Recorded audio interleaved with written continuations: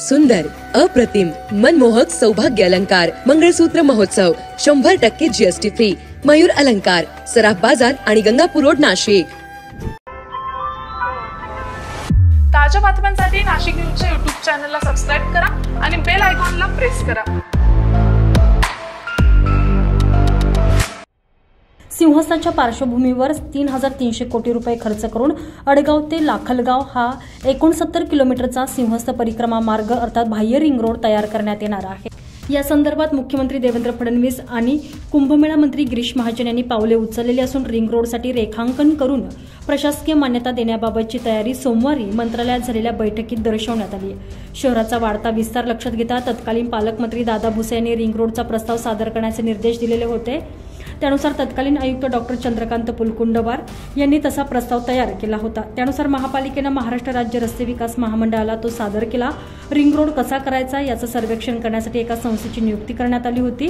त्यानुसार पाथर्डी गाव ते अडगाव दरम्यानचा 60 मीटर रुंदीचा बाह्य रिंग रोड तसंच अडगाव ते गरवारे पॉइंट या दरम्यान 36 मीटर रुंदीचा बाह्य रिंग रोड आणि NMRDA क्षेत्रातील रिंग रोडचे सर्वेक्षण पूर्ण करून रस्ते विकास महामंडळाला अहवाल सादर करण्यात आलेला होता.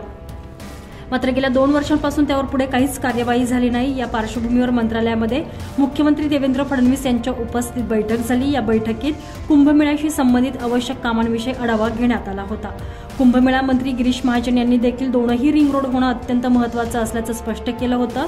त्यानुसार त्यास मान्यता दिल्याचं मंत्री महाजन यांनी सांगितलंय.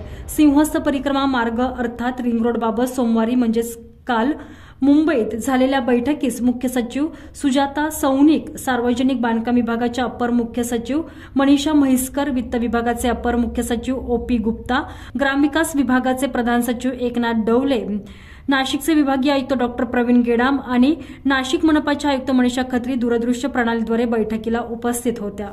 नाशिक विभागायुक्त आणि नाशिकचे पालक सचिव यांनी प्राधान्यानं सुरू करावयाच्या रस्त्यांचा आराखडा येत्या 10 दिवसात सार्वजनिक बांधकाम विभागाकडे सादर करावा. तसेच शहरातील आवश्यक रस्त्यांची कामे देखील महापालिकेमार्फत नगर नियोजनाअंतर्गत घेण्याच्या सूचना केलेल्या आहेत.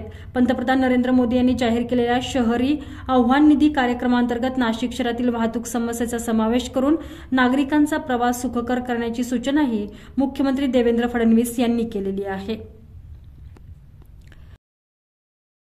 Bureau report, Nashik news, Nashik.